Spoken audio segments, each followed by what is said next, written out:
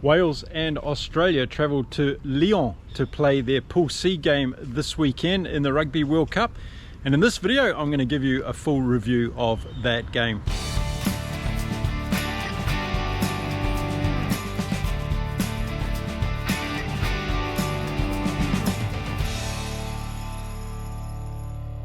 Hello and welcome to Inside Rugby. If you haven't been here before, my name is Mark. I'm a Kiwi rugby fan who's living here in beautiful Cancun in Mexico. And in this video, we're going to be talking about that epic encounter in Pool C between Australia and Wales.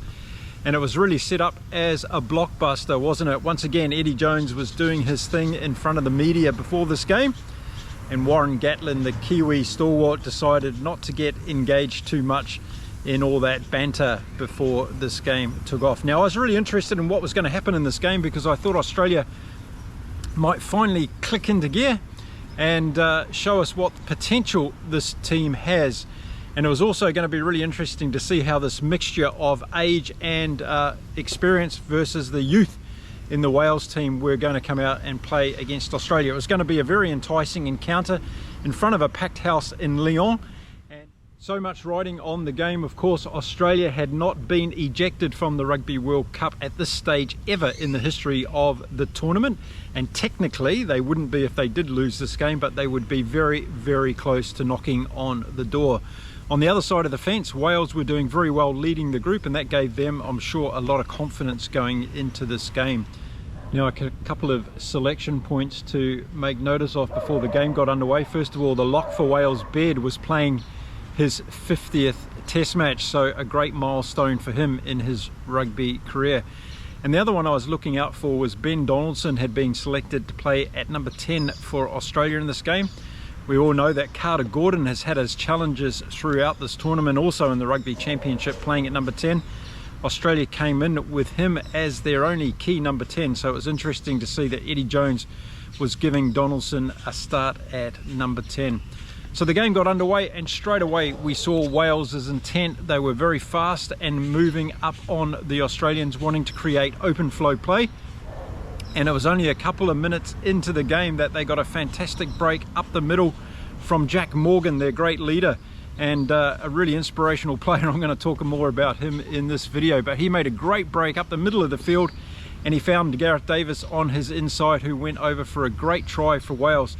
And that really started Wales with, or really gave Wales some great momentum to start off this particular game.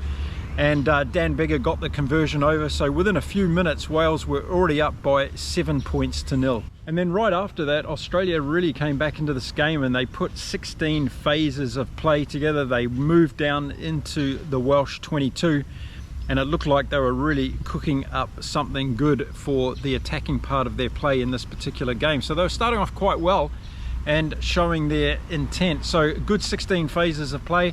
It broke down, but they ended up getting a penalty, and Ben Donaldson stood up and took his first kick at goal, which was successful. So the game was back to 7 points to 3 in favour of Wales.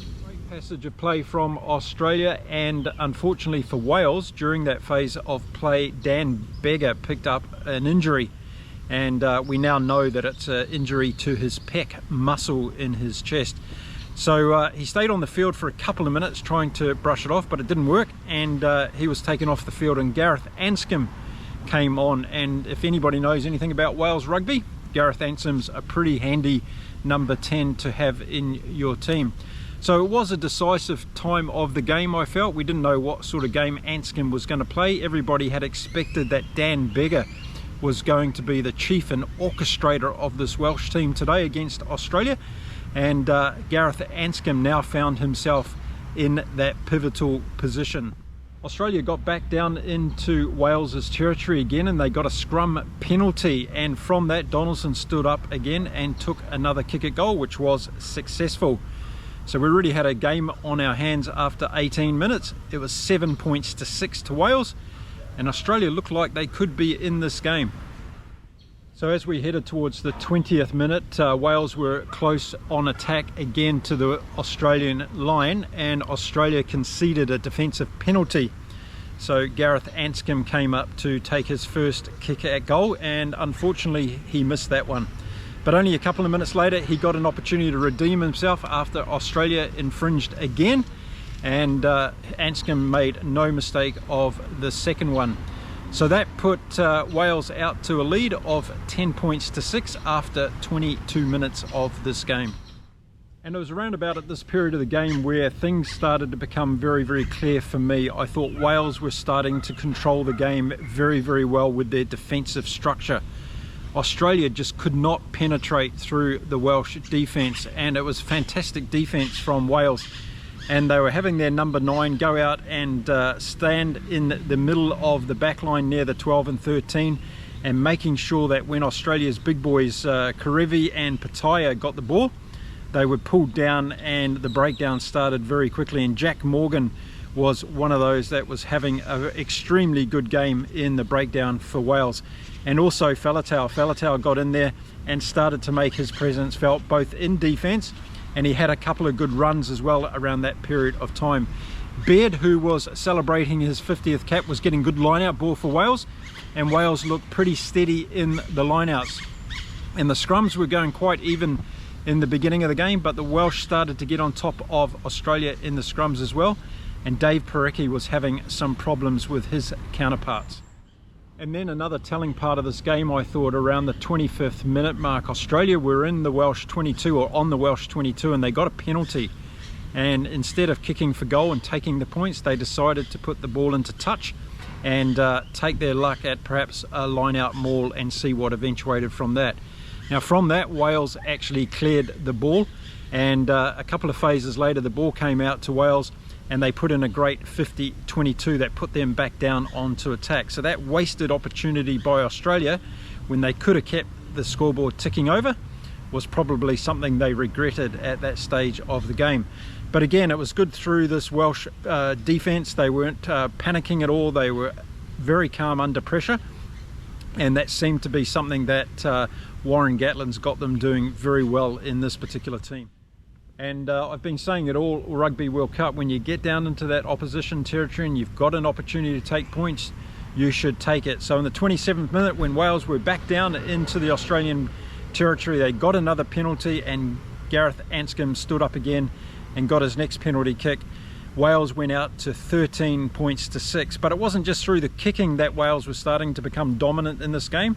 Again, their defence structures were very good, and when they did get the ball and looked to go wide, they looked quite dangerous and making breaks, and they were doing that through the likes of Faletau. Davies was doing a couple of really smart runs from dummy half as well, and Gareth Anscombe was doing very well with his strategic kicking, putting it in behind Australia and getting good territory for Wales. And we saw a couple of occasions where kicks for touch went long, deep into Australian territory, and it turned the Australians back and put them back into their half and even into their 22. So they had to start to come out all over again and try and build their way back up to the Welsh territory. This game that was really interesting was around ruck time. The Welsh team, and I've seen this in a lot of Northern Hemisphere games lately, where they're holding up the opposition off the ground and holding the ball in the air. And this is a really effective way to get a turnover. And once again, Wayne Barnes gave the decision to Wales on this occasion, because they were very effective in that situation. We saw it about 2 or 3 times in the first half, and Australia just could not get the ball to ground and carry on the ruck situation on the ground. So well done to Wales in that situation. Used that strategic intent in the ruck situation very, very well indeed. Then in the last couple of minutes of the first half, a couple of more things happened. Wales got another penalty, and Anscombe stepped up and got that over. 16 points to 6 with a minute to go in the first half. And then Lewis Rees-Zammit nearly went over for a try, which was another really good attack from Wales. They looked very effective when they were attacking out wide. They've got a couple of speedsters, of course, on their wings, both in Josh Adams and Lewis Rees-Zammit, and they've got Rio Dyer on the bench as well in this game. So it was a very close call in the last minute of the first half. Wales nearly going over and securing a try, but we went to half time at 16 points to 6. And I've got to say, Australia were already starting to show how disappointing they were in that first half. It wasn't happening with Ben Donaldson at number 10. He was distributing the ball okay, but he made a couple of errors, and also a couple of his kicking decisions weren't very good as well. So the replacement of Carter Gordon into Ben Donaldson didn't work for me in that first half. But I was pleased that Eddie Jones made that decision, because I think we needed to see something different from Australia, and at least they gave it a go. So at half time, I'm sure that Warren Gatland would have been happy with the boys, but he wanted them to keep the pressure on Australia. We all know how potentially dangerous Australia could be in coming back into this game. For Eddie Jones, not too sure what he would have said to the boys at half time, because it was a bit deflating. Wales were having very good defensive structure. They weren't finding a way through, so he was probably going to tell them to keep trying and keep trying to get through that Welsh defence. Maybe they could fall off a bit in the second half and the game could open up for Australia. That first half was pretty telling, I guess, in terms of Dan Beggar going off. Gareth Anscombe really stepped up and was playing very, very well, so it seemed to me that there was going to be no change in the way that Wales were going with that. As I said, Jack Morgan was huge in that first half, as was Faletau. Davies in the back line as well. Tompkins played well. Whenever Australia got an attacking opportunity, he was in there from a defensive point of view, along with George North. And Liam Williams, for a couple of times in the first half where he had to bring ball back, was very, very good. So I thought Wales played really, really well in that first half. They were very structured. They knew exactly what they were doing. But more importantly, they went out there and executed their game plan. On the other side, Australia wasn't doing that, and they weren't able to free up the game at all because of the pressure that Wales were bringing to them, both in the breakdown and in the set pieces of play. Tate McDermott was playing quite well at halfback for Australia. I thought he was getting the ball out fast, but those forwards weren't putting the pressure on Wales at all. And we saw in the scrums that the Welsh front row was having a bit of dominance over Australia. In the lineouts, the Welsh were getting their fair share of ball, so there weren't really any opportunities for Australia to get good, clean ball and start moving forward through this Welsh defence, because they just weren't able to crack it in the first half. So the second half got underway, and it got underway really well for Wales, because from the kick-off, Baird did another one of those brilliant holds up in the kick-off play and won Wales the ball. And it was only a couple of minutes that Wales again got another penalty opportunity for Gareth Anscombe, and he put that ball over. So immediately into the second half, Wales were ahead 19 points to 6 with only 2 minutes gone on the clock. Now, I've been saying it throughout this Rugby World Cup that if you're in the lead at halftime, you've got a 99% chance of winning the game. It's a little statistic I've been using, and it looked like this was going to be the case again as Wales connected in the second half. Around the 48th minute, they got a great 50-22 by Davies. I don't know whether he was planning that. He was a little bit lucky, I think, but it was a great kick. It put Wales back down on attack into the Australian territory, and this is one of the issues that Australia had in this game. They just couldn't get consistently into the Welsh territory because of the great Welsh defence. So it was a problem that they couldn't find a solution to. And we know, if we're watching the great teams in World Rugby at the moment, they're very good solution providers, and they come up with looking at ways and being able to break defences down. Australia weren't able to do that in this game against Wales. So Wales were keeping the pressure on with some clever kicking, putting themselves down into the Australian territory, deep into the Australian territory. And when they had the ball close into the rucks and maws, they were then spreading it wide and hitting the ball up further. So it was a very simple but very effective game plan by Wales that they were executing very, very well. And then as we approached the 50-minute mark of this game, Wales went on to the attack again. They put 9 phases of great play together. The ball came out to Gareth Anscombe. He put a really clever chip kick over the top, which was gathered by Tompkins in goal, and he scored a brilliant try for Wales. And I think that one really broke the backbone of this Australian team. It was a clinical situation where the Australian defence was not set up properly. Callaway had come up into the back line. Anscombe had realised that there was no one at the back for Australia. He put the kick over the top, and the ball just set up really nicely for Tompkins, although he had a bit of work to do to get that ball down and score the try with 2 Australian defenders coming in to try and take him out. But he successfully did that, and it was a fantastic try to Wales that really, I think, sealed this game for them at that moment in the 50th minute mark. So 26 points to 6. For me, the game was never in doubt from then on for Wales, and they just kept putting the pressure on Australia. And only 2 minutes later, we saw another infringement from Australia from a discipline point of view. This time, Semi Karevi did a high tackle on one of the Welsh backs and ended up getting a penalty against him for that. And it was no more than a high tackle. I think he just slid up around the shoulder. But Gareth Anscombe came up for another penalty opportunity, put that one over, and Wales darted off to the distance at 29 points to 6 on the scoreboard. 52 minutes into the game, and Eddie Jones decided it was time to do the old switcheroonie at number 10 again, and this time it was Ben Donaldson's turn to go off and Carter Gordon's opportunity to come on. So still 28 minutes left in the game. Could Carter Gordon conjure up some magic for Australia and get them back into this game? We're about to find out as the game went on. Next 6 minutes or so in the game, Wales were really good at just keeping the pressure on Australia. Any sign of Australian offensive moves were cut down, and again the Welsh structure in their defence was really good. So there was no signs for me that the Welsh defence was going to fall off in the second half, and Australia were going to need to try and find some other ways to do it. But unfortunately discipline came into it again for Australia around the 59th minute, and Gareth Anscombe got another penalty opportunity for Wales. So 29 points to 6 became 32 points to 6, and Gareth Anscombe had his kicking boots on this day. He'd kicked 7 out of 8, just missing that first attempt at goal earlier in the game. So it was Wales going off into the distance, and it looked like a pretty forlorn Australian team at this stage. A couple of shots of Eddie Jones and his coaching crew in the box was pretty dire, and it looked like the heads were going down on the field because Australia just didn't have any answers or solutions to this Welsh team. And already I think the post-mortem was starting back in Australia. I was actually watching this game on Australian TV, listening to the commentators and getting a feel for what was about to happen towards the end of this game as the inevitable conclusion was getting closer and closer, and it was starting to sound fairly negative indeed. However, there was still 20 minutes to go in this game, and anything could still happen.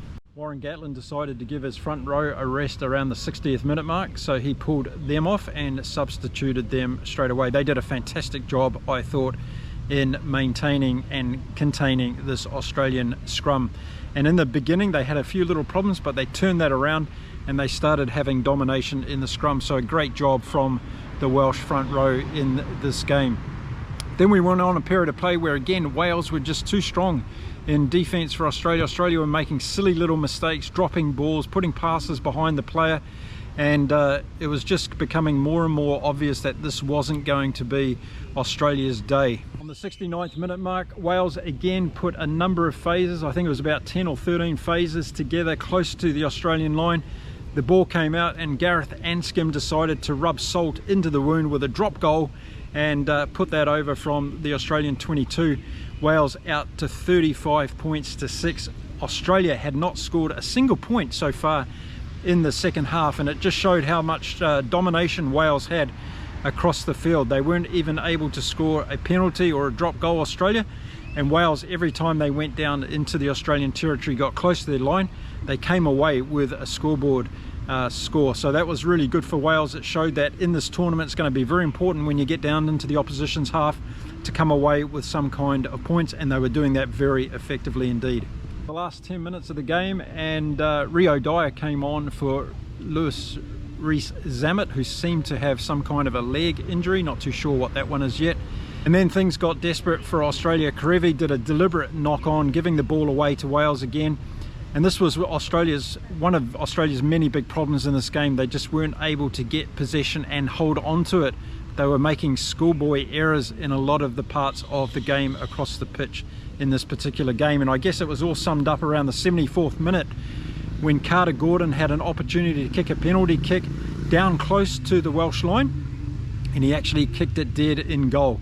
And you could just see the negativity throughout the Australian team. Although there was only 6 minutes to go in this game and there was no way back, you could tell that Australia really wanted to get a consolation try.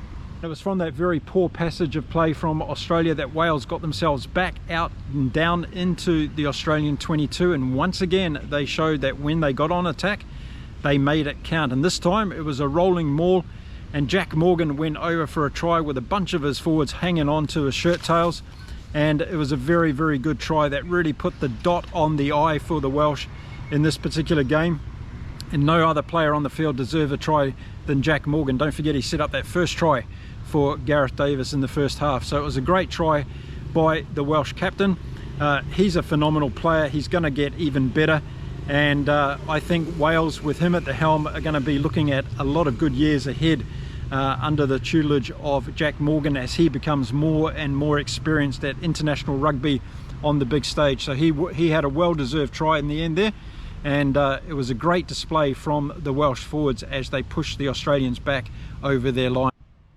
Gareth Anscombe unfortunately missed the conversion of that one, so Wales went out to 40 points to 6, which was becoming a record score against Australia, and a record score against Australia at a Rugby World Cup. So not the kind of statistics that Eddie Jones and his team were looking for in this year's tournament. But Wales deserved every bit of it. They played a really clever game, and they executed it very well. There was one last play in the game where Australia had an opportunity to get down and perhaps score a consolation try on the Welsh goal line. It didn't happen, as the Welsh forwards got in there and, playing right to the very end, they held the Australians up on their goal line. And that's when the game ended. Wayne Barnes blew his whistle for full time, put Australia out of their misery, and started the celebrations amongst the Welsh fans, not only in the crowd but across the world, because it was a very well-deserved win from Wales, and they've been storming through this Rugby World Cup, getting better and better, I feel, in each game. And this was a really statement game against what I must say though is a very poor Australian team, a very poor Australian rugby union situation at the moment, and of course something needs to be done about that. A terrific game from Wales. They were really big across the field. Kudos to their forwards who played extremely well. As I said, I think Baird had a memorable game for his 50th cap. Faletau was big at the back. He's getting back to his best now, and that's what Wales need going into the knockout stages of this year's Rugby World Cup. Jack Morgan, I already mentioned. The front row did very well, plus the replacements that came on for Wales in the second half. So I didn't really see too much of a drop off at all from Wales's performance when the bench was put on the field, which was a good thing as well. For Australia, well, where do they go from here? I'm going to make a separate video about this whole situation in Australian rugby. I lived in Australia for nearly 20 years. I've got a fairly good insight as to what's going on, and I've got a couple of people on the inside who know what's going on rugby in Australia. So I will make a separate video to talk about that, because there's a lot of things that have been put in the press in the last 24 hours that are not true, and there's a lot of things that need to be addressed, and I'm just going to share my opinion around that, but I'll do that in a separate video. This one is all about the Welsh win over Australia, 40 points to 6, a commanding victory indeed in Lyon, and Wales now will get themselves ready to move on in this Rugby World Cup, and boy, they have a great tournament ahead of them, that's for sure. Australia, as I said, 99% sure they're going to be out of the tournament. They've got to play Portugal next, and who knows? Who knows what might happen there. I'm not wishing anything upon Portugal or Australia to do something to each other, but I think that might be a more interesting game than some people think. But it also might be the game where all the pressure is off Australia, and we finally get to see some of the potential of this young Australian team, but time will tell when it comes to that game. So Wales take a demanding lead now in Pool C of this year's Rugby World Cup. Fiji have it in their own hands to go ahead and beat both Georgia and Portugal to go through to the next stage of this World Cup, which everybody is expecting to happen. We all count our chickens. Let's wait and see what the results are in those games. You never know what's going to happen in a game of rugby. So there we go, a great game by Wales. I think they'll be very happy. Warren Gatland had a big smile on his face at the end of the game. I think they executed their game plan very well, and I think that's the biggest thing that Wales can be proud of in this game, is game execution. They went in there with a plan on a structured defense on how they were going to stop Australia from spinning the ball wide and potentially getting through their defensive line, and it worked very well. They were also very good in the forwards and close to the ruck and in the breakdowns, winning most of the ball opportunities there from Australia. The stats were hugely in favour of Wales when it came to that breakdown situation. So let me know about this game, what you thought of it in the comments. I look forward to reading all your comments, whether you're a Welsh supporter, an Aussie supporter who's obviously having a little bit of a painful period at the moment, but I'd like to hear your views on it all, and let's see how these two teams go in their next particular games. I'm going to be back again. Of course, we've got more videos coming out about this year's Rugby World Cup. I'm going to take a deeper dive into some of the things that have been happening in this Rugby World Cup before the next week's round of games gets underway. So stick with me here on Inside Rugby. Hit that little subscribe button, give this video a thumbs up, and I'll see you again really soon. Until then, stay safe, stay well everybody, keep enjoying the Rugby World Cup from France 2023, and I'll see you very shortly. Bye for now.